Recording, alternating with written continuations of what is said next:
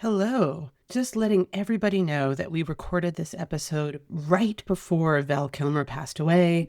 So we do talk about him as if he is still here. Rest in peace, Val Kilmer. We will miss you and enjoy the episode. Welcome to the Live Up Podcast, where we watch movies from our youth to see if they live up.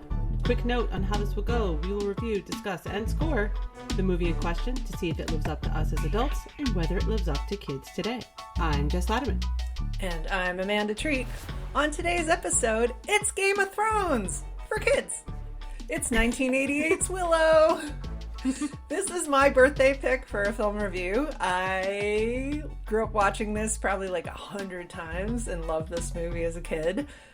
We had a bootleg VHS cassette of it. Actually, Megan, my friend who I've referenced on this show quite a lot, she had the bootleg cassette of it. Had the first 5 minutes missing, but who cares? Oh no! You only missed like one murder by eliminating the first 5 minutes. Maybe two murders. It's possible. Oh, we did have the dogs mauling the nurse to death. Okay. We did it kind of So you only missed one murder then? Yeah, we got to see the mauling, but had no context who that lady was. It was like, all right, dogs kill women and Willow. Funny. So I gotta ask, Jess, it sounds like you didn't watch this movie 100 times as a kid also, but what is your history with Willow?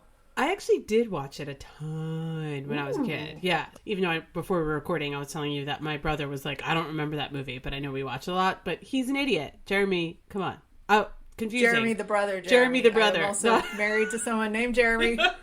Who will talk about his reaction to this movie in just a moment. Maybe both Jeremys in our lives are idiots. But anyway, so we did watch this a ton. I probably watched this as much as Labyrinth, like a lot. Wow, nice. I liked it so much as a kid that when we first got Disney Plus in 2020, so right at the start of the pandemic, Elena, my wife, and I were like scrolling through, and we were both so giddy about the fact that Disney Plus had Willow, the movie, that we watched it without the kids. Like, ooh, wow. So this is an unusual thing where I've seen this less than 30 years ago, right? So I saw this 5 years ago, which was my first viewing in 30 years. And then, I watched it with the kids a couple weeks ago. So all right. I've had 2 recent viewings, so that's kind of a different take, if you will. So at this point, normally I ask you whether you've watched it as a kid, and typically yes. You usually don't. So you've already kind of like dispelled that myth. It's actually a little weird. We both saw this a lot as a kid. It is. As kids. Because, normally one of us is like fan level, I've seen this a million times, and the other one's like, I don't remember this movie, and often that's me. We'll see if the nostalgia kind of is equal then for both of us. But my question for you today is whether your husband Jeremy, saw this as a kid, and what is his history with this? Because I know you watched this with him or rewatched it. This is partially his listener request as well as my birthday gift movie. Oh, that's right. Happy birthday, Amanda. This is her birthday choice. Birthday movie, Willow. Birthday movie, Willow. Her birthday movie last year was Lost Boys. Yes. This is less bro-y, but equally violent. I don't know. So, you asked about my husband, Jeremy. He actually had never seen this, but he has a distinct memory of wanting desperately to go see this. He never saw this as a kid? Never saw this because it was in the theater, and he's a little bit older than we are, so he was like a tween when this came out, and he really, really wanted to see it, and his parents were like, no. Why? So he saw the commercials. They didn't go to the movies a lot. Okay. They probably were like, that looks stupid, and I won't question your husband's parenting. Yeah, so they did not see it, and then I was talking about how I wanted to see this, and he revealed that in addition to not being allowed to see it and always having wanted to see it, when he was requesting to see it, again, he's a tween, he could not pronounce the word willow correctly. He kept pronouncing it willow. What? Kind of like that mouse. Wait, was he a tween? He's a tween at this point. That said Willow? Like a toddler? I started laughing when you told me this. And this was after we watched the movie. He was just like, yeah, core memory. Like, my older sister Amy and my older brother Josh made fun of me so badly because I kept calling it Willow. I mean, rightfully so. He's like pronouncing it like the priest in Princess Bride, like marriage. I was thinking of that mouse with the lisp in American Tail, but you're so right. It's like the priest. Yeah. All of this, like, yeah, and he's just like, I don't know why I pronounced it that way. I just couldn't wrap my head around the double L, and it came out Willow. And then they mercilessly teased him about it. So, all right, bit of trauma for him, but he finally got to watch it.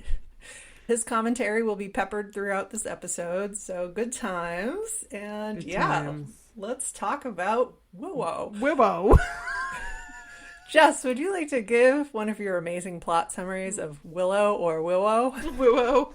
I mean, the next time I see your husband, Jeremy, I'm going to have to make fun Be like, of him. hello! Hello, Jeremy.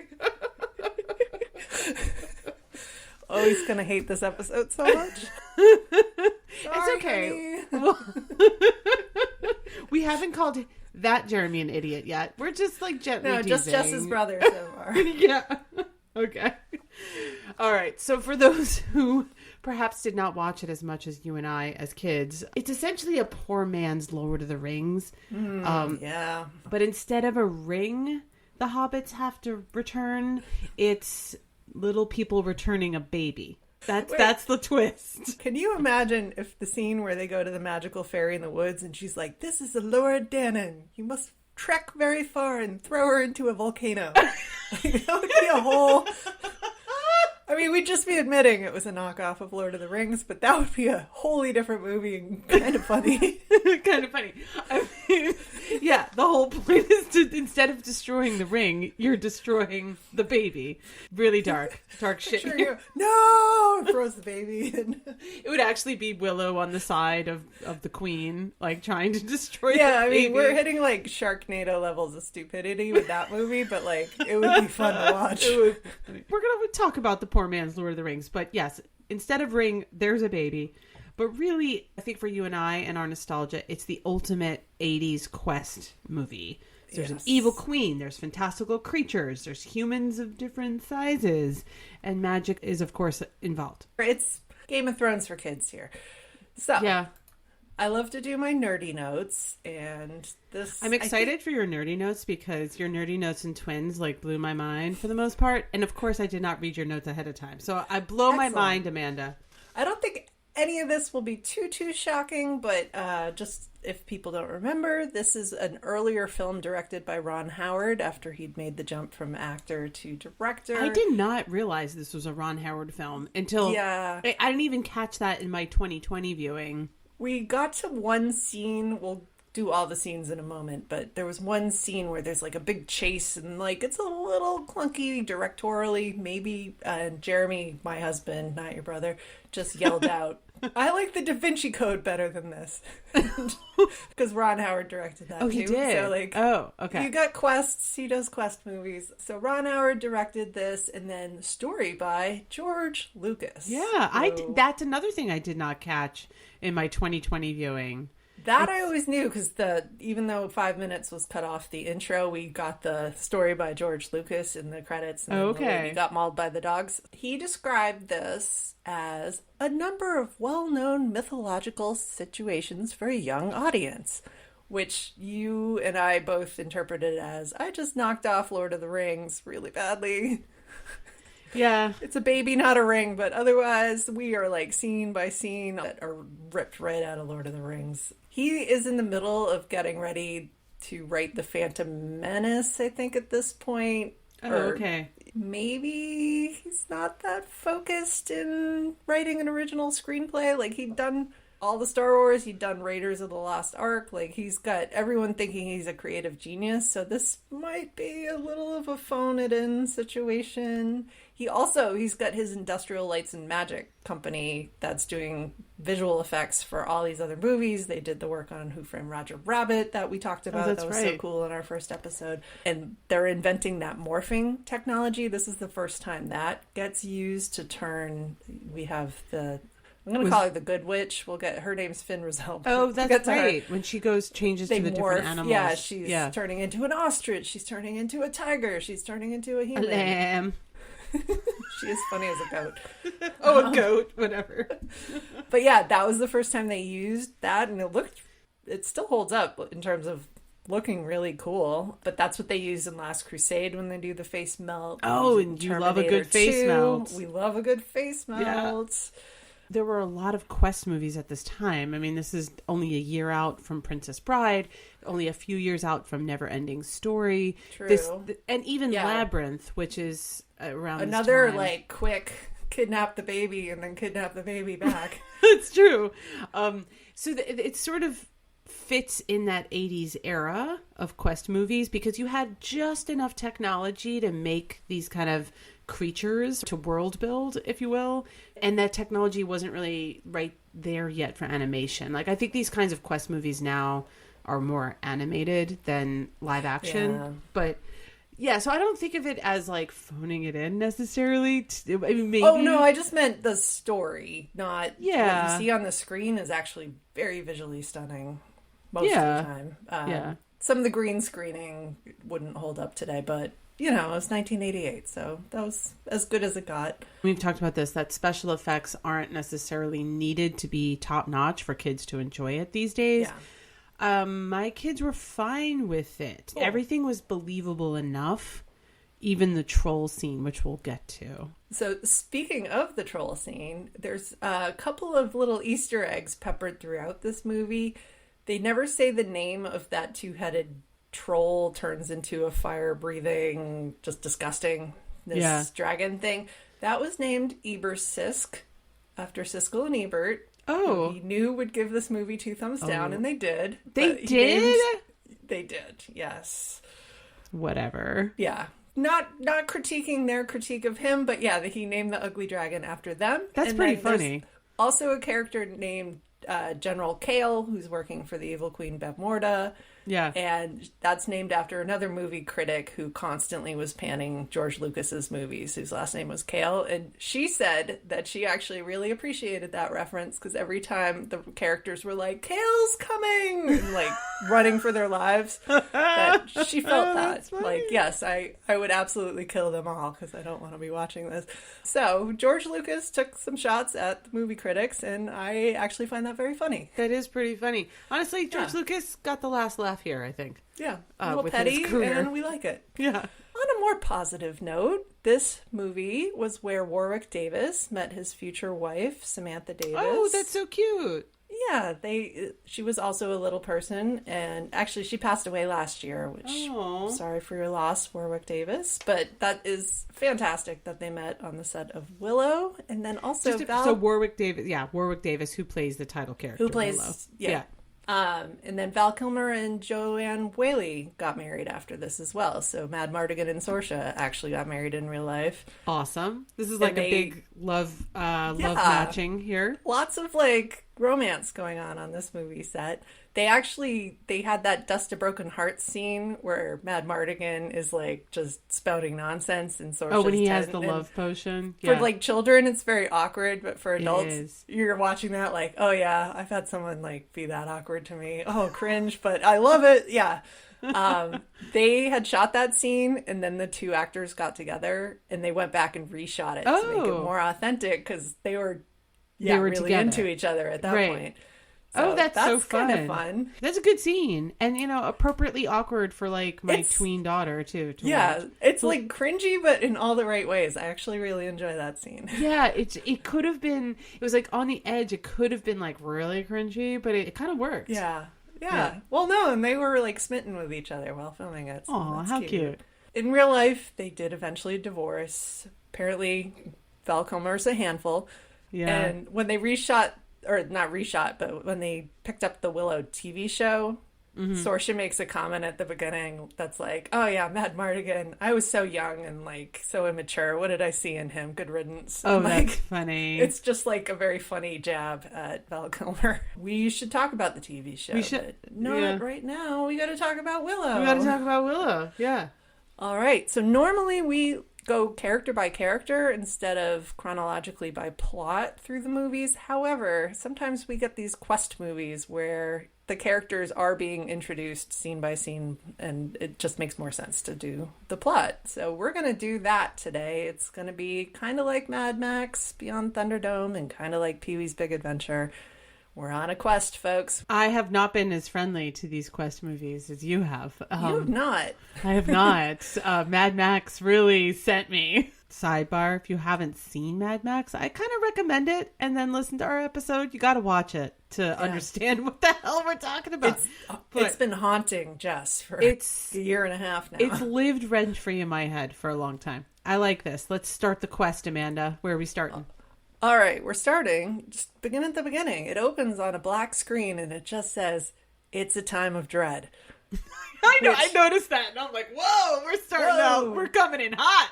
So I missed the first 5 minutes for most of my viewings of this, so I had no knowledge that it started with "It's a time of dread." But honestly, it feels a little apt for our times right now.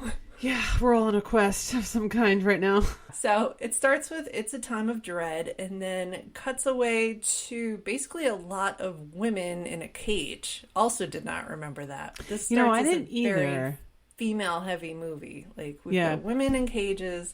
We've got I'm going to call her a rando, and I actually like this, that they have the baby of the prophecy, and everyone's talking about her and whispering about her, but her mom's just kind of like a normal person who just happened to give birth to the baby of the prophecy, and they didn't try to, like, backpedal it later and make her, actually your mom was like descendant from this, or there's no explanation given. I like that so much better than Star Wars, where they were like, actually you're the granddaughter of Emperor Palpatine. Or spoiler alert. Have you not seen the latest Star Wars movie? No, of course I have. I've seen it like a dozen times at this point. Okay, I don't think we're spoiling it for anyone. We're not spoiling it for anyone. It spoils itself, guys. So even though I'm not used to the first 5 minutes of this movie, I really do like that they start this off as, like, we have a woman villain, we have mother-daughter issues with this woman villain, an innocent baby, also female, who's going to be driving the plot. Like, the ladies are driving the plot of this movie. They are. That's cool. Kind of cool. We did not get a lot of that in the 80s. We didn't. Sorsha, to me, as this movie unfolds, and she's this kick-ass warrior princess type, she was up there with Princess Leia for me as a kid in terms of this is a heroine, because she eventually, not to spoil where we're going with this movie, she switches sides and she becomes a good guy. She kicks ass, she can fight, she holds her own, she's sassy sometimes. Like, I really like that character. I mean, I think she falls for Val Kilmer a little too fast, but as a kid, I mean, she was just a rock star. I mean, she was a total kick-ass warrior. I think she still resonated as a cool warrior for both my kids, which is good. Some quibbles we'll get to. Yeah. But definite I wouldn't put her at a Princess Leia level, to be honest. But I think it was good. It was good. I think when there's other films that we've seen, like Spaceballs or Twins, where there's really nothing for the women to do and they're just eye candy, this is definitely not that. So we have something to actually critique.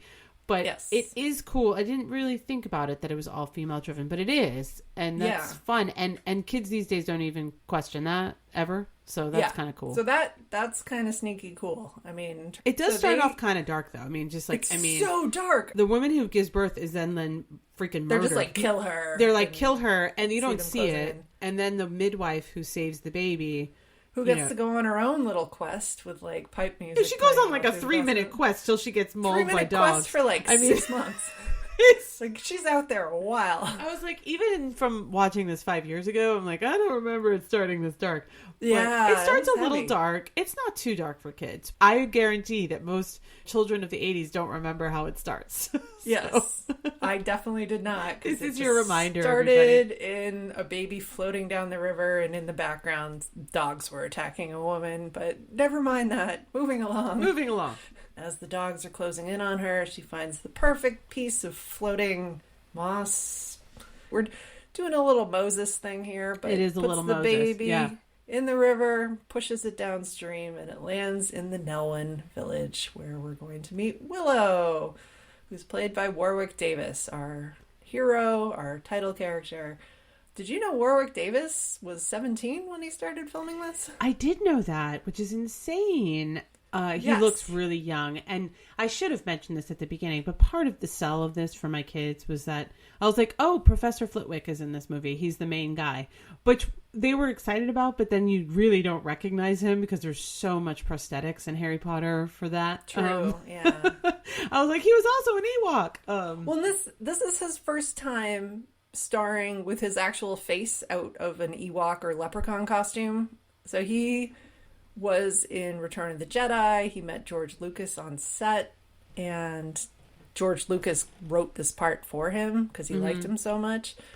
But he's only 17. He's 10 years older than the kid playing his son in this movie. That's crazy. So he is one of the Nelwyn. They find the baby, and his setup is that he is a farmer, but he wants to be a sorcerer. And they also explain he hates trolls. And it's a very clear thing for a child to understand. Like, kid me really liked him as a hero. Oh, yeah, me too. My kids also really liked him.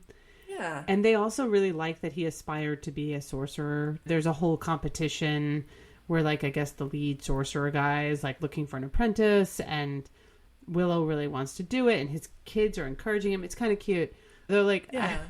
My cynical 13-year-old now was like the High Aldwin or whatever, the central resident sorcerer, older magician there. Yeah, he's like doing all this stuff, and my daughter looks at me and she's like, he seems like a fraud. He does, yeah. It jumped out to me this viewing too, that they're explaining Willow has confidence issues and that's why he can't quite be a magician, but you absolutely see this elder magician is teaching him how to bullshit his way through. It's not actual magic sometimes, and he doesn't know what he's doing sometimes. And honestly, by the end of this movie, that's kind of what Willow learns to do. Like, he learns to bullshit his way through the final scene and gets away with it. And I didn't really pick up on that nuance when I was a kid, but it's just kind of funny. The town where they all live, because it's all little people, folks don't remember, it's very reminiscent of the Shire. It just is. It is. It's such a ripoff. But when I first watched this movie, it's before I even read Lord of the Rings either. Me too. So then when I read the books and then saw the Lord of the Rings movie, in my head it was Willow. Like, it just was. Yeah, for me too. This movie came before any Lord of the Rings touch points. So it was like, wow, this is really original and creative. Yeah, because we were like amazing. A little bit too young to read the books even. It's really Willow that's ripping it off, but in my head, Lord of the Rings was ripping off Willow. Yeah.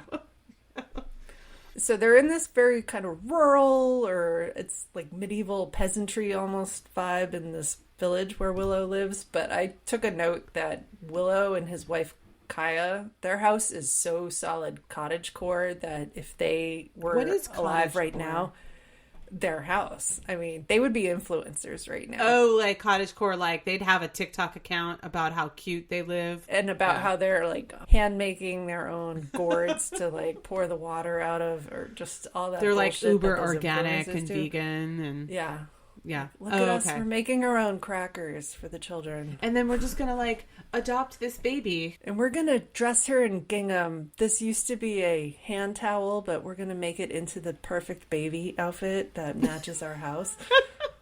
And we'll just raise this one too. Yeah. Yeah. Love it. Warwick Davis, 17 years old, takes this role. And I think he's good in it, honestly. Oh, I love him in this. Warwick Davis got to go through horse riding lessons, sword fighting lessons. Like, they really put him through boot camp, but one of them was like, how to hold a baby correctly.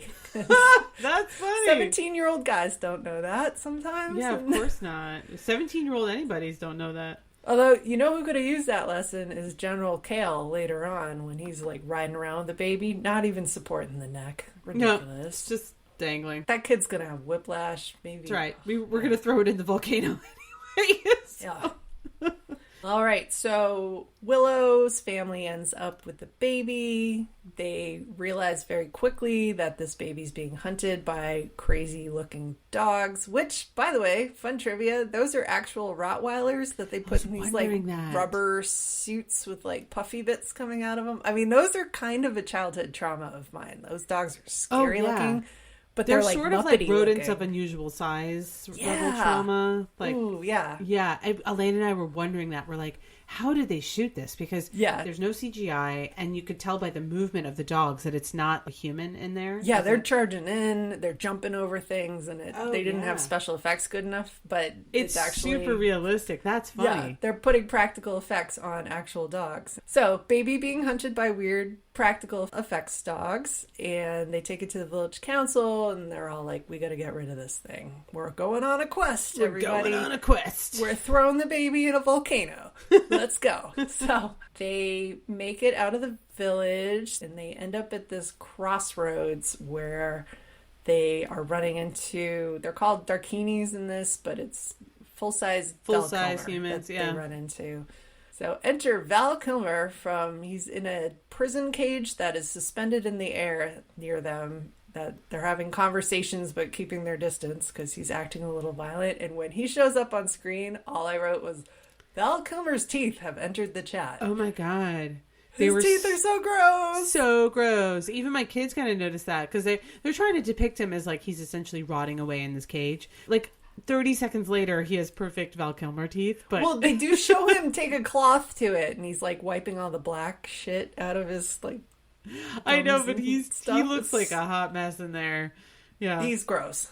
Willow and his quest party are not quite trusting him with the baby. So it turns out Val Kilmer was like ad-libbing all of his lines in this movie. Was he? So he's just saying whatever the heck he wants, and he is sassing them so much from the cage.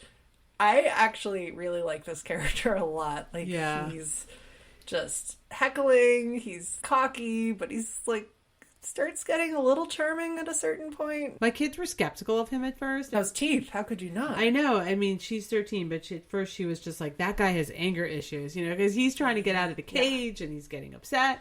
My son was like, that guy's a faker, when Madmartigan starts to pretend cry that he is like left to his fate. And so they were like a little skeptical of him at first. I think Val Kilmer won them over, but it sort of still had the same effect. Like, you're supposed to sort of be creeped out by this guy, and you're sort of learning to trust him along with Willow, and it all still kind of works. And I was worried about Madmartigan being so cringe, but he isn't. I love him. Yeah.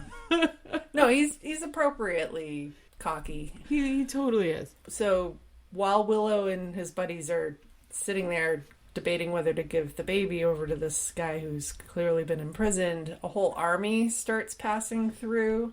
Yeah. And you see Madmartigan recognize one of the soldiers, and they have this whole back and forth, but they very quickly give Madmartigan's entire backstory. It's really smart. It's so tightly done. I love that. And this ends up being his buddy Eric, who they're frenemies, but they have each other's back by the end of the movie. The fact that Eric isn't quite vouching for Madmartigan, but like is giving a clean story of why he's locked up in a cage.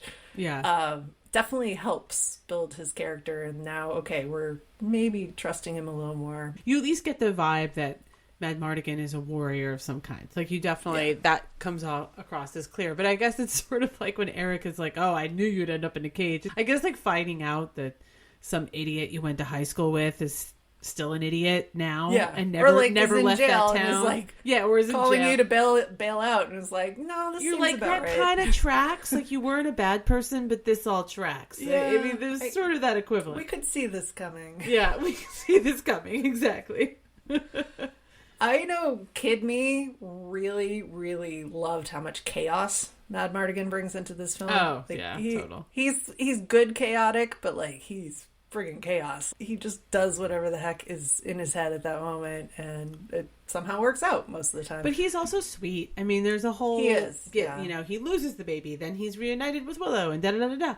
But even throughout, like, he starts to bond with the baby, but it's not cheesy. Like, he's just... No, they're very cute together. Super cute. He's, like, giving her a nickname. He's feeding her blackroot, which I read was just bits of vanilla bean. It did look like vanilla bean. Yeah, my kids thought that was funny. My son's like, he said they took my blackroot. Like, it was all just adorable. Yeah, he's like kind of irresistibly adorable in this. He's got reckless uncle vibes. Yeah. Yes. Strong, reckless uncle vibes. And as the heterosexual member of this podcast, I will say, when I was a kid, I did not realize that Val Kilmer's kind of hot as Madmartigan, but like, the older I got, there's so many shirtless scenes, or like, he has a way of like walking around with his shoulder, like just falling out of his shirt kind of thing. There is a little bit of that. Like, whatever, you know? Yeah, and during fight scenes, like, you could see his arm muscles and all that. And it's like the resident lesbian of the podcast, I'd say that like loved some Sorsha, especially when I was a kid too. So good, Yeah. good. They're like an attractive They're a power good pairing. couple. Yes. Yeah. Like Yeah. she's clearly the order Muppet in the relationship, but the two of them, they make sense. They do. Regardless of your orientation, you could kind of recognize the charm, though, of Val Kilmer. I mean, Yeah. he's great. Yeah. Fun fact, John Cusack was desperately trying to get this role auditioned for it and then lost it to Val Kilmer. Can we picture that movie for a moment? No, we wouldn't even be talking about that movie. I can't see him as the great swordsman that Madmartigan is. Sorry, John. And sorry, Joan. Joan, you would have been equally interesting as Madmartigan, but yeah. And Val Kilmer, I really like him. Like, Val Kilmer is my favorite Batman. He is up there, yeah. I think he's the best Batman because he sort of captures the moodiness. I'm a Michael Keaton diehard. Really? Michael Keaton is like the bottom for me. I did like What's-His-Face, the psycho guy. Psycho guy. Don't say Clooney. No, I don't know. Clooney wouldn't say Clooney. No. What's-His-Face from American Psycho? Christian Bale. Christian Bale. Yeah, Christian Bale, second favorite Batman, but Val Kilmer to me captured the moodiness of Batman. I just really like him. He's good. All right. Yeah. I mean, I did not hate that Batman movie, so I can see where you're coming from, but I'm a Michael Keaton diehard on this one. All right, so back to Willow. Back to Willow, yeah. The one thing with the army, and I remember being impressed with this as a kid, and my kids were too, when they're at the crossroads scene, it definitely world builds for you. Like, you get that there's some sort of epic issue going on because the army is headed to battle against the evil queen and da-da-da-da. And it's something Willow wasn't aware of. And right, it's so much it opens bigger. the world. Yeah, so much bigger than what was going on in their village. Felt epic to me as a kid, and I think that still translated to my kids. You definitely get a sense that there's a Lord of the Rings type world-ending war going on, even though you don't get any details about it. So I liked that scene a lot. It set the stakes for a lot of things. So you start to get some details in the next scene. They do give the baby to Madmartigan, part ways, and then like a second later, there's a falcon. I don't know. I'm not good with birds of prey.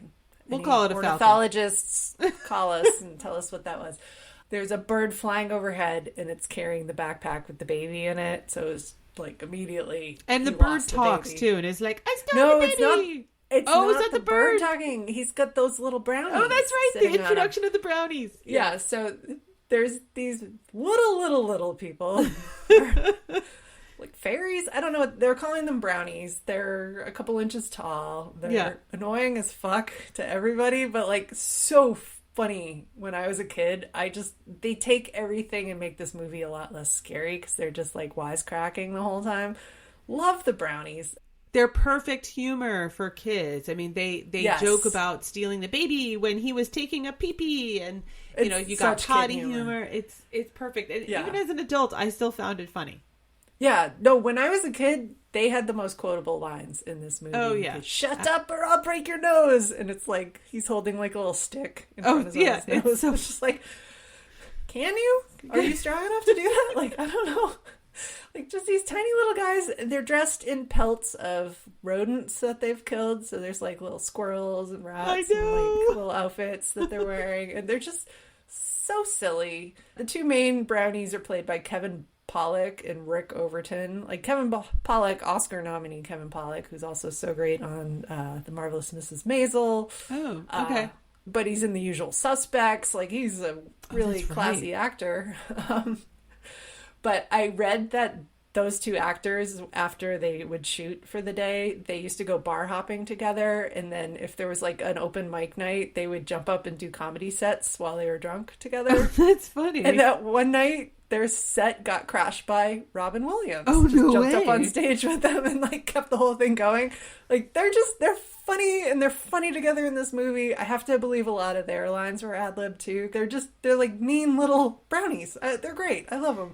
Yeah, they're great, and kids still thought they were fun. I love when my kids laugh when I remember laughing as a kid. You know, when the brownies are like trying to make fun of the Val Kilmer character, when they're making fun of Willow, when they get left behind, the whole scene with like love potion. It's all hilarious, and you're totally right. It diffuses the tension. Yeah. And it's not cringe. I mean, I was a little worried about that too when I watched it again, that they were just going to be stupid. But they're not. They're fun. Yeah. That. They bring the baby, and Willow is running after the baby, into the forest, and they meet this fairy who is not Galindria from Lord of the Rings. Definitely getting those vibes, though. Cherlindria. I think actually I just said her Lord of the Rings name wrong. I'm like confusing them all in my head. It's the Kate Blanchett character. They're very confusable. It's Kate Blanchett's character in Lord of the Rings. It's almost the same. Yeah. Meet her, and she's the one who gives them the exposition that this baby is actually named Allura, and she's this prophecy baby who's going to bring down this evil queen who's got armies all over the place, and her evil is taking over the world. Yeah, so she's the exposition fairy. It's kind of the same as Lord of the Rings. It's like, you gotta get that ring to the volcano, or else the evil's going to take over your village and all the land. This is where it's a little bit of a watered down Lord of the Rings. There's a sinister quality to the Kate Blanchett kind of character. Yeah. She's like this epic quest, and she's really laying the stakes on the table. And I think that's what the role of this is, but the stakes are just not as high, which is fine. There is a creepy moment where she like disappears and then suddenly reappears, but she's like huge ghost version of herself. It doesn't have the same gravity. It doesn't. And I hate to I remember as a kid but... being like, why did the fairy just get scary? What the hell is this? Like, I didn't even remember this when I watched again in 2020, and then recently. It's fine. I mean, yeah, you're right. She moves the plot along. She doesn't leave that much of an impression. Yeah, she doesn't need to be there. She's like, here, take my wand, and side quest, go find the better fairy. Go find the better, more powerful fairy. But for kids, it's fine because it helps them understand the stakes. It is a little watered down. Like, you are stuck with this baby, and if she dies, everybody dies. Yeah. Good luck, Willow. Bye. Have fun with the brownies. So, yeah, now Willow's little team is growing bigger. He's got brownies who are just bickering in the back of his backpack and the whole time. And they don't know which direction they're going in. They're arguing. Yeah, it's fighting and fighting and fighting. And they lead Willow to a pub. Yeah. And once again, we talked about this with Roger Rabbit and other movies where there's been a bar scene, Pee Wee Herman. This is my early first impressions of what I thought a bar would be like when I grew up.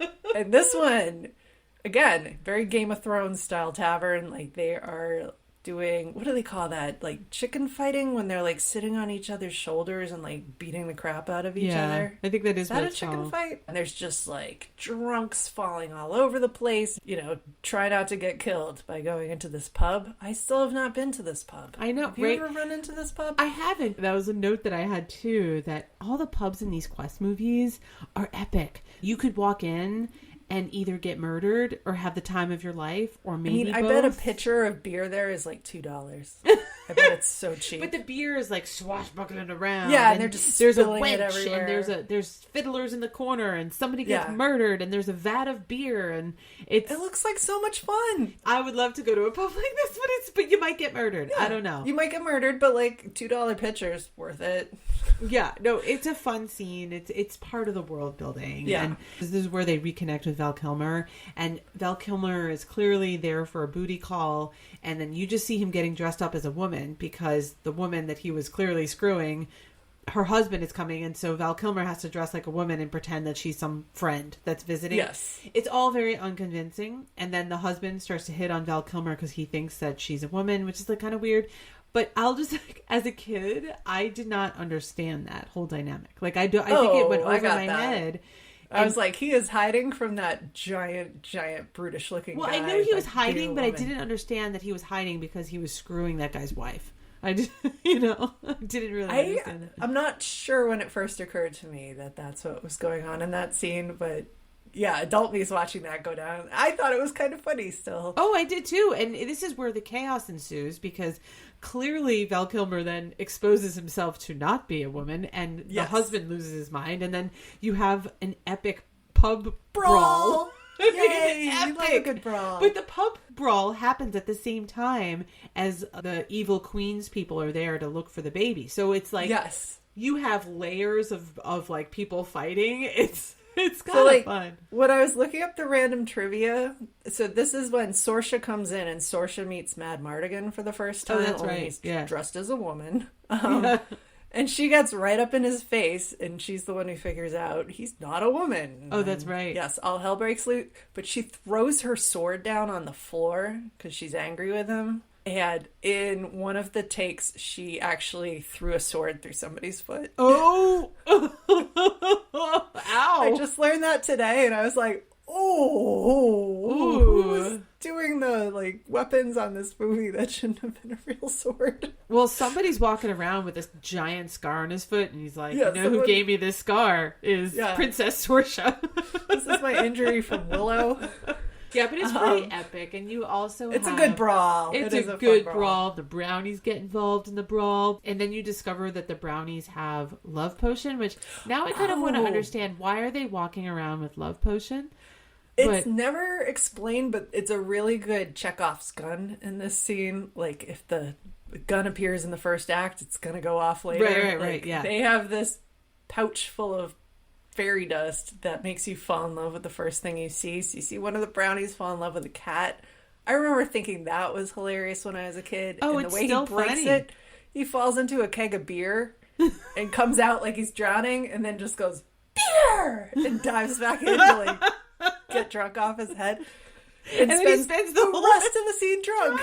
Like, through the whole fight scene, he's still drunk. And that's Oscar Award nominee, or Oscar nominee Kevin Pollak being so a drunk-ass brownie in love with a cat. Great. Love it. And of course, I have to point out that the furries have entered the chat. Oh, yeah, kind of. I mean, they're dressed like animals in their animal pelts. But then they fall in love with the cat. So I was like, you know, listeners, we've done a lot of episodes, not in a while, where... It's been a good 6 months since we've talked about It has. But there have been Thanks some for bringing that episodes back. of that furries seem to make their way in. My kids still laughed at it, and it was still amusing to me because it is kind of fun, like during this epic fight scene, and then there's a chase scene on like a horse and carriage, is that you then just have this brownie drunk in the corner. It's still funny. Just rolling around, like getting like wrapped up in an apple at one point, like, it's attacking me. Right. Can't get this apple off of me.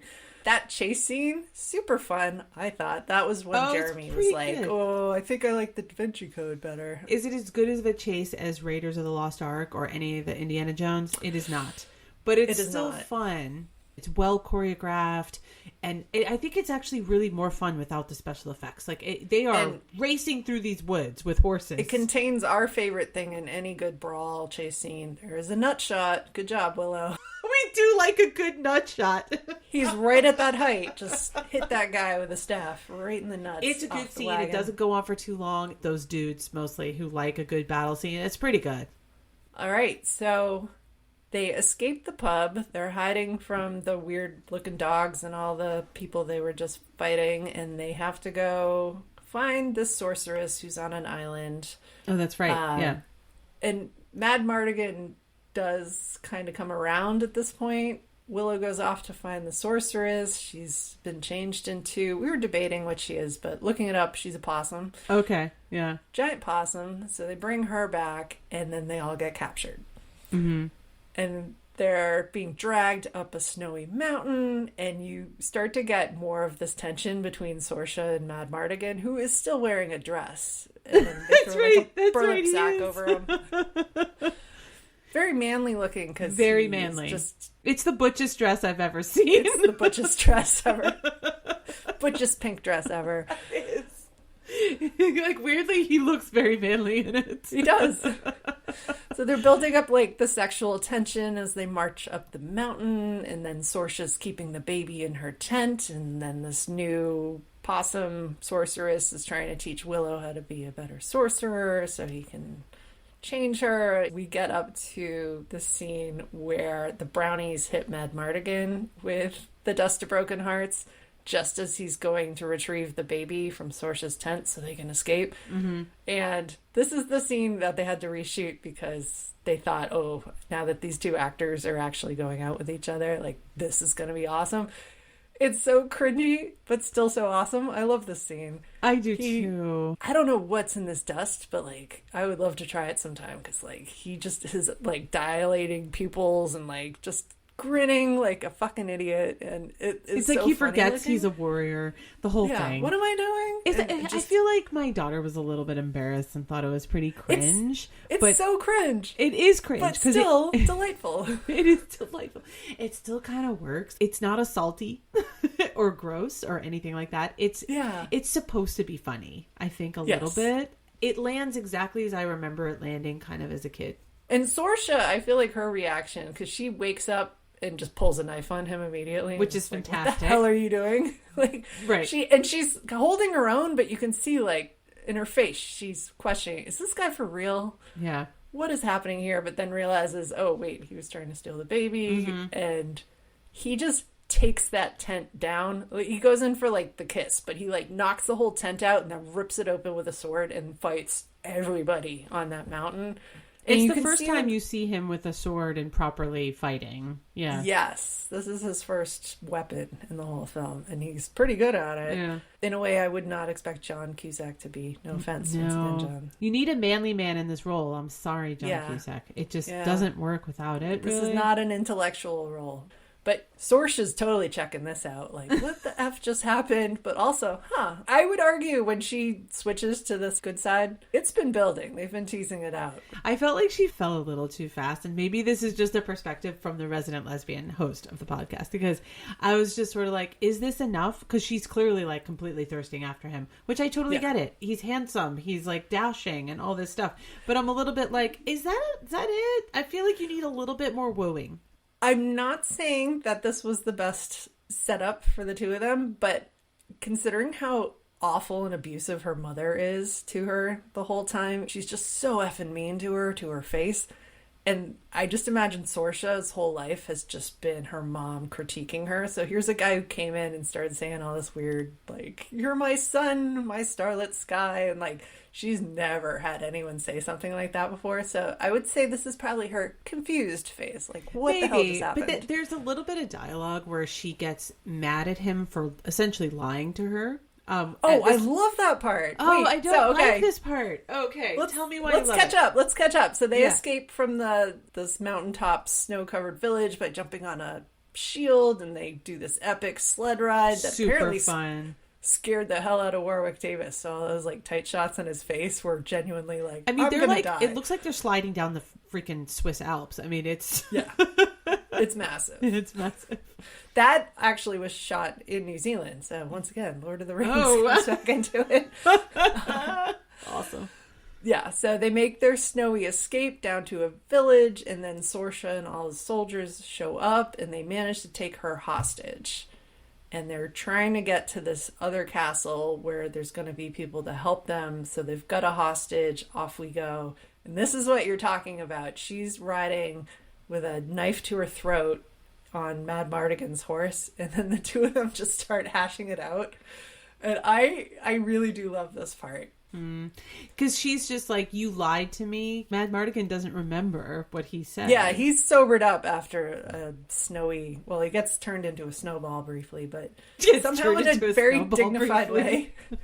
Actually, backing up 1 second. Yeah, he falls off the shield that Willow and Alora are escaping on and comes rolling down the hill and just picks up more snow as he goes. And there's something about the sound when he hits the door and just like a big chunk of snow hits Willow in the face. It's just this splat noise that I've always really loved. Like, it still works for kids, Mike. It's so they got a kick out of it. It's still fun and it's not stupid. It's because, and maybe this is our nostalgia talking, because I had kind of forgotten about it, but I was like, oh, the snowball scene, and I'm like, still funny, Again.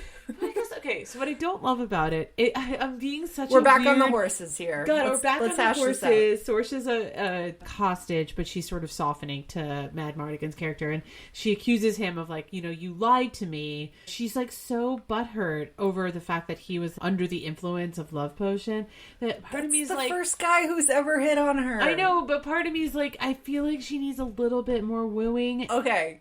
So one of the things he says to her when he's like under the influence is, I dwell in darkness without you.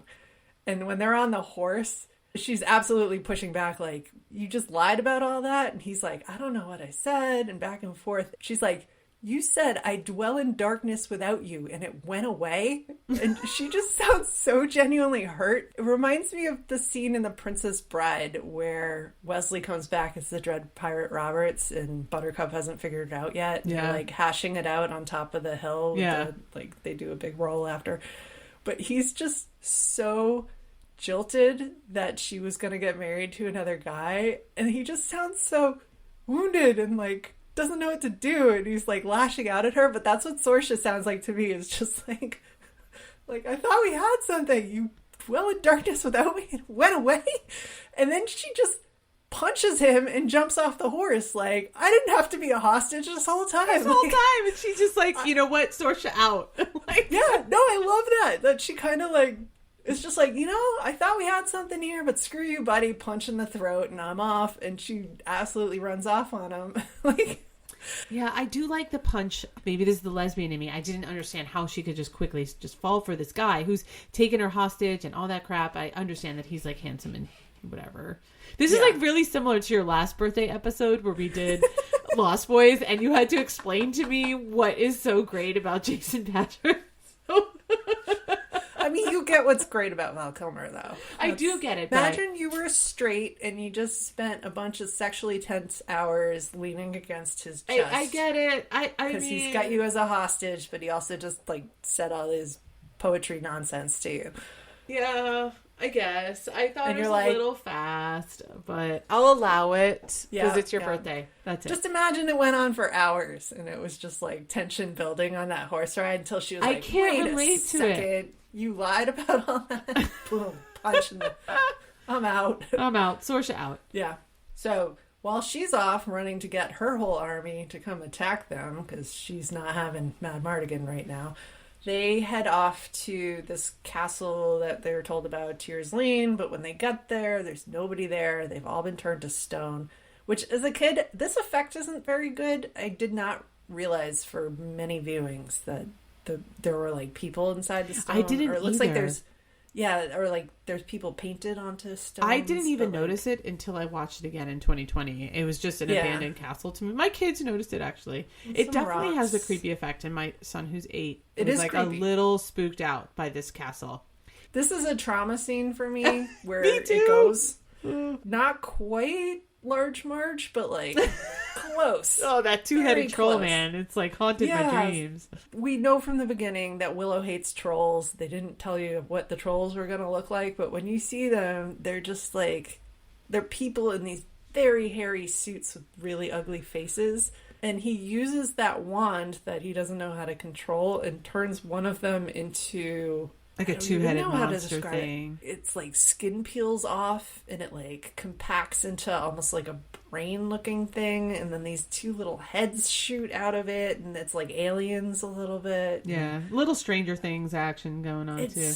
Yeah, it's just slimy and gross. He like drop kicks it and it lands with a splash in the moat, but like it grows out of the moat into this huge, just disgusting looking dragon thing. This is a trauma scene for me too. I mean, it was like, I would say my son was a little scared. I used to leave the room for this. Oh, really? Before this is all happened, actually, they get there, they realize that no one's there to help them, and Madmartigan does a full Home Alone on this castle. He does! He's setting up booby traps, and he's like...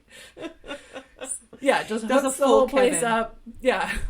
So, like, he's got the whole place rigged up to defend it. They get attacked by Sorsha and her army just as this dragon thing is coming out of the moat. Yeah. And it's just like chaos battle. Madmartigan versus the whole army versus this troll dragon thing. And well, yeah, once again, you have like layers of fighting, and it was all pretty good.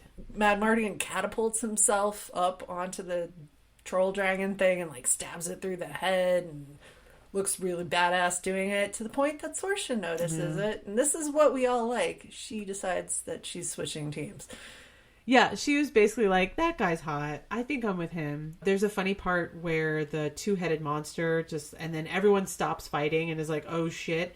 And everybody runs out of the castle, including Madmartigan. Well, at first he thinks he's so intimidating that he's that's right. off. He thinks everyone's running away from him. Cocky moment of, yeah, look at me. Right. And then he runs out of the castle. And they're all outside and they all look at each other going like, wait, that's the guy we're trying to kill. And Madmartigan's like, oh shit, I'm with the enemy.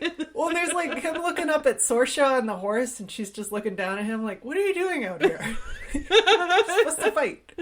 We're supposed to kill you. Yeah, so there's I think what's fun is that there's some levity in the battle. Yeah, it's not fully dark. So Willow has a sword at this point, and he's trying to fight and defend Alora, but the super creepy General Kale, who has a skull for a mask, shows up and like overtakes Willow, picks up Alora, takes her out of the battle, notices that Sorsha is now fighting with Madmartigan. They're like back to back fighting her former army. Yeah. He rides off with the baby, does not cradle the head. I will say that at all my complaining about Sorsha falling for Madmartigan quickly, it was very still believable, and I allowed it when she just switched teams at that point. Yeah. Like, it's not like this weird part of the plot which doesn't, you're like, oh, this is dumb, but I liked it as a kid. It still sort of works. You sort of understand now that she's turned, and you're okay with it. The visual of them back to back fighting everybody looks really cool. Yeah, and she's a cool warrior. Like, these two are cool together. You totally still buy into it as an adult. Kids still buy into it. So I did like that, despite my lesbian nitpicking. I will say, though, like, after General Kale leaves, Willow comes running down the stairs and is like, oh no, they got Alora! And Madmartigan comes sliding in to comfort him. And then Sorsha comes sliding in to comfort. And Willow does not ask, why is Sorsha suddenly hanging out here? She just accepts it. That's right, he just accepts it. Just didn't even ask what she's doing here. But, alright. We have to go rescue the baby now. All right, so we have to go to Nockmar Castle, which is where Queen Babmorta is hiding out. They set up camp outside of her fortress. It does look very, Castle of Sauron in Mordor, for sure. Yeah. Yeah. Like, her fortress is like 6 stories high, and they're like yelling way up at her. Yeah. She, in the scene, she's dressed all in black, but she's got this like black kimono with a honeycomb pattern on it. It looks pretty sweet. Like, where do you get one of those? I would really... We're back to cottagecore. I love... actually, this is like dark cottagecore. Like, evil cottagecore. But yeah, it's a cool looking kimono she's wearing. She gets up there, takes one look down at Willow and the army and all these peasants in her mind, and just goes, you're not an army, you're all pigs. And just starts turning them into pigs. And that was another trauma scene for me. Yeah, same. Movie. Like, there's so many trauma scenes in this. I actually had forgotten about this. I forgot that she had done that until I rewatched it. She does it to every single member of the army, except for Sorsha, who is yelling, like, Mom, stop! Yeah. And, like, she just, like, makes her pass out. But we're not turning Sorsha into a pig, because she needs to be pretty. I assume. Yeah. They don't show her turning into a pig. I do like that they turned the brownies into tiny little piglets. Oh, yeah, they're like little piglets. It was so cute. Elaine and I got a kick out of that. The brownies. So, yeah, Willow goes with Finrazel, who has been turned from a possum into a couple other animals at this point. Like, she went through her crow phase. She was in her goat phase. She got to go, Willow, Madmartigan, idiot. Yeah. Which is funny. My reaction this time was, can you imagine seeing yourself for the first time and, like, you were young and suddenly you're, like, 80 because you've been sitting it out as a possum this whole time? Sitting it out as a possum. It's something like, that I think about more now as we're middle-aged, right? Yeah, but if I fell asleep for too long and woke up and was suddenly like, oh, no. I'm an old sorceress. Oh, no, I've been an opossum for 20 years. Oh, God, no. I was a possum for too long. It's something I did think about. Yeah, probably did not cross my mind when I was younger. They'd be in therapy for years over that. And she's so upset about it. She's like, oh no, I'm old now. Yeah, she's looking at her hands and they're all wrinkly and like just sad face. Yeah. Oh, Finn. Yeah. She and Willow get to work unpigging everybody. But meanwhile, Bavmorda's got the baby and she yells, prepare for the ritual, and pumps her fist in the air. But the ritual takes 18 hours. They have enough time to turn everyone from a pig back into a human, then sit around the fire, come up with a battle plan, dig a bunch of holes. And they're hiding horses and everything down there to make it look like they left. The ritual's still going on. Oh, actually, a Jeremy comment right here. When they're sitting around planning this, what they call the gopher plan. Yeah. Jeremy just took one look at Sorsha and he was like, is she wearing war lingerie? What? And I, looking at it, it kind of is war lingerie. This could be a thing. Maybe. I didn't notice the war lingerie. It's sexy but functional. Sexy but functional. She could still kill some goons. But very armored, yeah. Yeah. The queen is there with all of her stooges behind her. My son was like, hey, that old man said that her daughter would betray her, and, well, she did. Yeah. My son even used the word whelp. He goes, well, it happened. And I think it actually is a sign of a movie where if an 8-year-old could kind of follow along, it's fine. And actually, the old guy who told her is kind of lurking in the corner. Look away, don't make eye contact. She's gonna murder me, but I was right. I told you so. But I told you so. It's gonna get me killed. Aw. Mother-daughter trauma in this movie. They attack the castle, and it's a very medieval fight. They're, pouring hot oil over it's people medieval as they chaos. invade. There's swords, there's arrows, there's just people killing everybody, and somehow Sorsha sneaks everyone she needs past it. So she's got Finn Rizal, and she's got Willow, and they're going to go up to the tower and stop this ritual and save the baby. So the men are down, just brutally stabbing each other to death, and women are about to go have a magic fight, which also gets a little stabby. But it was a pretty decent battle scene. It's not too bloody, but you get it. And it sort of adds to the epicness, but that's hilarious. The women are about to have a magic fight In the tower, in your war lingerie. So I have thoughts about this magic fight.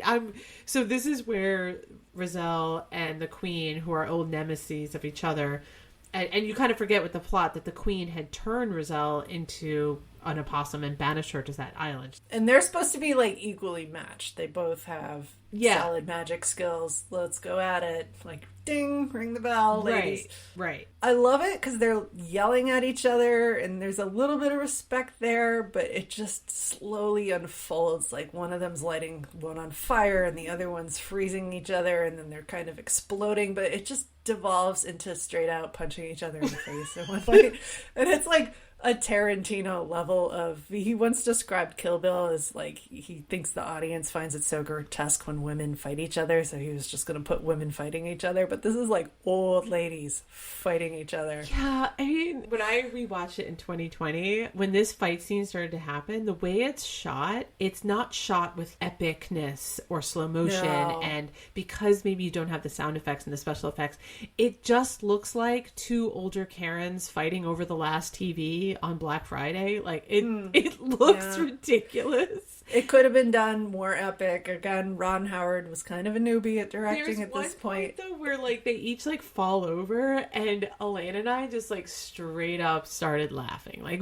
We were laughing like it was a slapstick comedy. And then at the end of their lady magic fight, the queen basically just trips and gets some blood and shit on her. And we're building up to that. It looked like she'd been killed at one point. Yeah. And we turned to each other on our sofa and we're always check the body.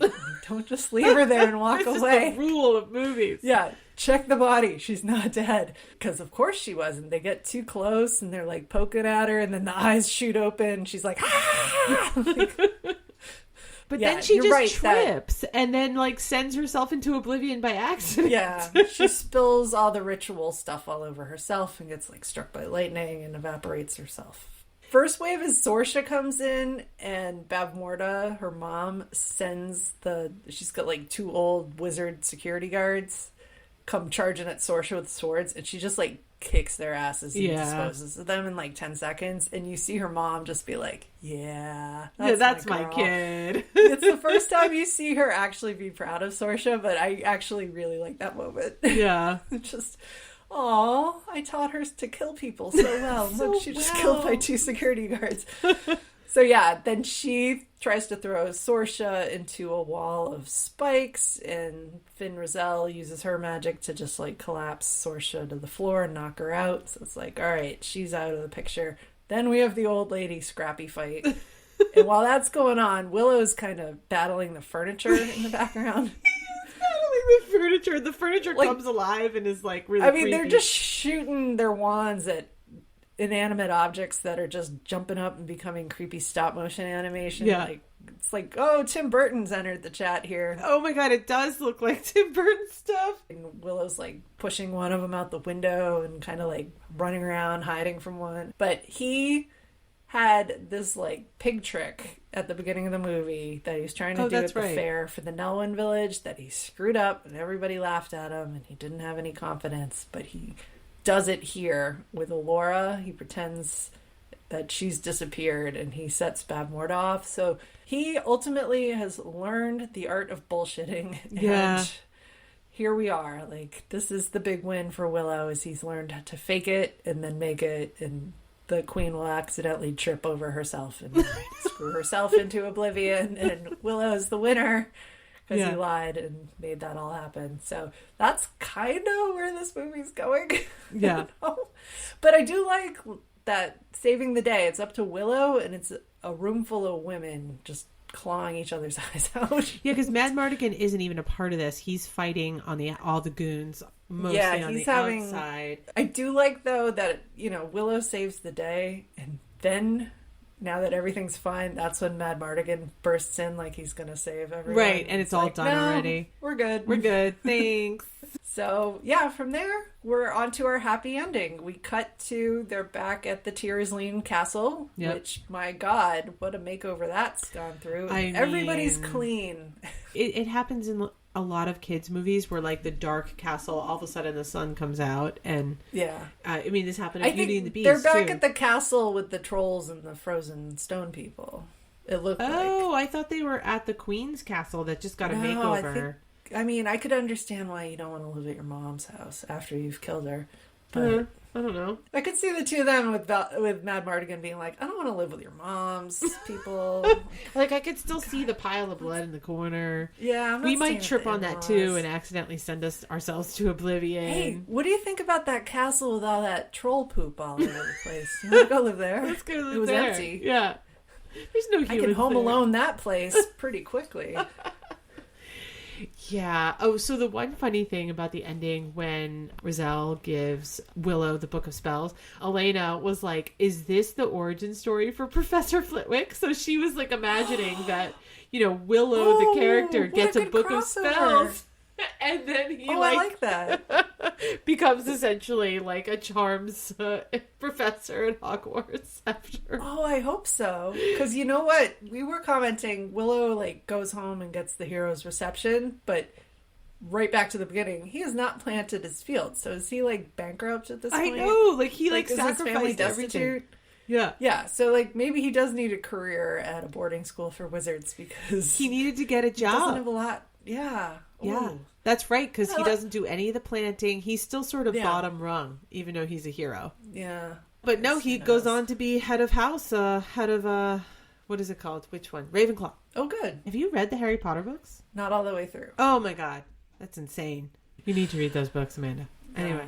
All right. Well, do you want to move to random thoughts now that we've happily got Willow home and he's on his way to be a great sorcerer?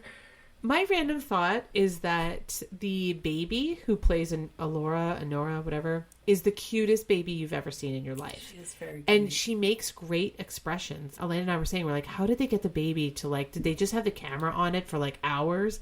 Probably. Because like, it just, it gives Willow these cute looks. When it's supposed to look sad, it looks sad or scared.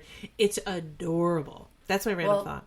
as you can imagine, it was a set of twins. Oh, but right. I didn't even think of that. because they're filming over 6 months. Like, she went from being a 6-month-old to like a little bit older. So like they subbed in another baby. Oh, really? towards the end of filming. Oh, I didn't know that. Quick, get a different baby. We'll throw that one in the volcano. Yeah. Listeners, nobody gets thrown into a volcano. Yeah, there's no babies in volcanoes in this movie. The baby just gets kidnapped a lot. Random thing that I learned today, that's now my random thought, is I read how the pigs during the pig scene kept trying to have sex with each other, and they kept having to douse them with cold water to break it up. Really? That's a lot of pigs. Like, why would you have male and female pigs if you... Well, no, I guess just don't have male pigs and, like, just put all the female pigs out there. Hilarious. I want to see the B-roll footage of, like, some poor PA running around trying to pour water on the pigs. Yeah, no, you probably had, like, a pig guy who's official. He was, like, the pig wrangler. Who was just like, oh, I did not see this coming. Oh, God. That's funny. Yeah, so... that's one of my random thoughts. The other one, I read that there's a scene when they're beginning the quest out of the Nelwyn village with the baby, and Burglecut, who's kind of the landlord, like mean boss character that Willow doesn't like, holds up the baby and it like vomits in his face. That was funny. That was improvised by the baby. Get out of here! Apparently, because Warwick Davis had her in a backpack. Oh, did she just get a little, like... It was shaking her and gave her indigestion, and somehow funny. they just picked her up at just the right moment. She just vomited all over that actor. Amazing. And they all thought that was so fun that they kept that in there, and then they repeated the joke at the end with, like, a bird pooping on his face. My kids thought it was really funny when the baby barked on him. Totally improv. By the baby. Way to go. Good job, baby. 6-month-old baby You're twins. cute, and you vomit on cue. Yeah. All right, want to move to things that are cringy or suck? I mean, my only cringy thing is the lack of wooing of Sorsha. But overall, everything that could be cringy that you would think if you haven't seen this in a long time, it kind of isn't. It's still charming. So not much. Are you going to ruin this for me? I hope not. So we're recording this, I think, a week after that new live-action Snow White movie came out and bombed. Yeah.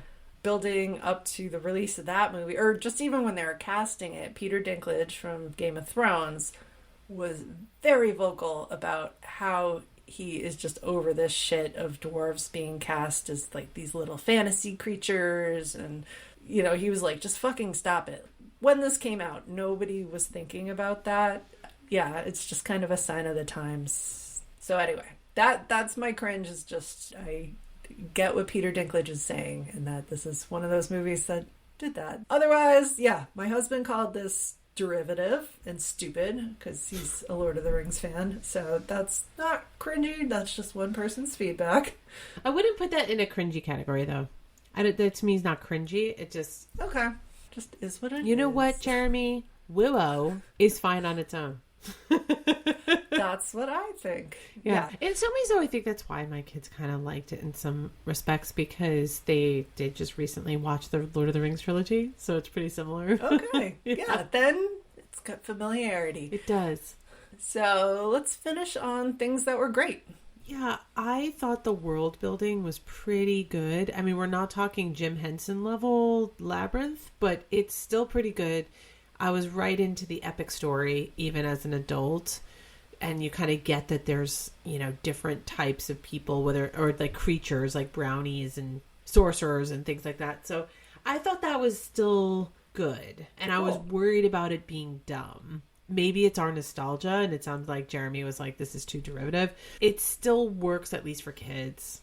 All right. I would second that. I also love, we talked about that this is very innovative visual effects with morphing technology. Also, just even those moments of stop motion animation. There's enough in here to create multiple trauma scenes, and I still love this movie.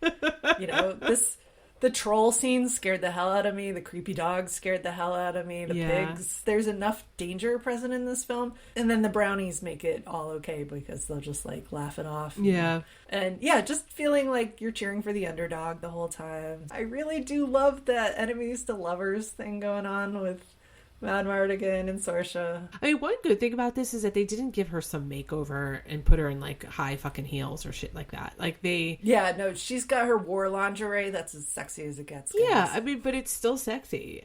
You know, she's still, and it's sort of similar to the Marion character in Raiders, I think, for Indiana Jones. Is like, you could be kick-ass and not dress like a prostitute. And you could be sexy and great character, a well-written character, and not be in high heels and a low-cut blouse. So that part I think is kind of cool. They still let her be in her like army garb essentially. She still was pretty hot as that. Yeah.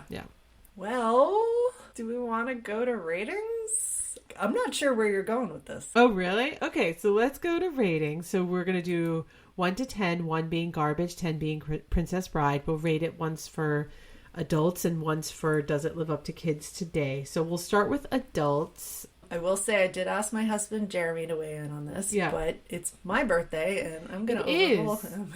He was not a fan. He did call it derivative and stupid. He is a big Lord of the Rings fan. But he called it Willow. And he did pronounce it Willow. I think you get to rate this one, Amanda. I really enjoyed watching this again, and I probably will watch it again without Jeremy at some point. So I'm going to give this a 6.5. Okay, why so low? I mean, that's an above average score for me. That's like with a Groundhog's Day or a Last Crusade. The last thing I gave a 7 was like Wayne's World, which I really enjoyed as well. I might be going a little low, but I do have this negative Nancy in my house who really hated it. So he Interesting. I thought you were going to go much higher. I'm going a 7. And I've been complaining about it more than you, so I know. I think when you get to a level of an 8 or 9, it's in my head you have to find something new to like about it. So I don't think it reached that, but I think it is still really fun to watch. It's a delight to watch this again as an adult. So I could go even higher to 7.5, but I'm going to stick with a 7. So I'm a little. So I almost feel like I need to advocate for you to go higher. You're kind of inspiring me to go higher. I think I hate this and would rather watch the Da Vinci Code commentary that I had to sit through. Willow. Swaying me. Willow. I'm going to go up to 7. I will say Willow with 2 L's gets a 7, but Willow maybe gets a lower score. I mean, you can still rate it a 6.5, but I think that I've been more like complainy. You haven't. So are you sticking with a 7? I'm sticking with a 7. I am matching your score. You've made me feel more optimistic about this than my viewing partner did. Okay. So, there. Same scale, but for kids, does it live up to kids today? I'll just say my kids did enjoy it. I don't think it's one that they'll go back to again and again just because there's so much else they could watch. But they liked it. I mean, they were in. Whether the special effects or what they're used to didn't really matter. I think that's always a sign of a good movie for kids that's older. They don't care that it's practical effects. So they enjoyed it. They laughed when I remember laughing. My son was scared when I remember being traumatized. Good. So maybe or maybe not. Yeah, maybe so that's like a sign of he's just blocked everything out. That's scary. Yeah, so I mean, I went as high as a 7 for kids. I did 7s across the board. That might be a little bit too generous. Even my daughter kind of liked this. 7s across the board for me. I think it's just at the edge of great, but still a delight for kids. Nice. Yeah. Well, this is where I'm actually going to swing even higher than you. Oh, because in talking to Jeremy tonight and asking him, would Kid You have liked this? Yeah. You weren't allowed to see it in the theater, but if you had a copy of it, would you have liked it? And he said, I would have watched this probably a ton of times, but then I would have turned like into a teenager and made fun of it a lot. But I'm going to take that as he would have watched it a ton of times. I watched it a ton of times. It gave me the feels when I was, 10 or whatever. I'm going 7.5. 7.5. I think that's good. I think, and just imagining it for kids today too. I would say parents or like whoever, like go out there and watch it with kids. They'll like it. So wait, what's our total? We're at 28.5. 28.5 is pretty good. We've had higher. So that's not the final Yes. question. It's whether it lives up, and you and I just give a yay or nay. We have to agree.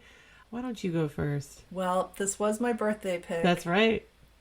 And yes, I still enjoyed watching this. This definitely lived up for me. I was sitting next to someone who just started playing Angry Birds halfway through. Oh my He God, wasn't feeling Jeremy. it. But, my birthday. Yeah. I say this lives up. Elena, weirdly also watched this a lot as a kid, and she still really liked it. I still really liked it. My kids liked it. So I'd say it lives up too. Huzzah! Huzzah! It lives up. I know I've been a little complainy, but this officially lives up. Let us know if you agree, disagree at Live Up Pod on all the socials. Don't forget to like and subscribe to your podcast platform of choice and write a review if you're inclined. We would love to hear other people's nostalgia for it and whether they pronounce it Willow or not. Probably not. Well, thanks, everybody.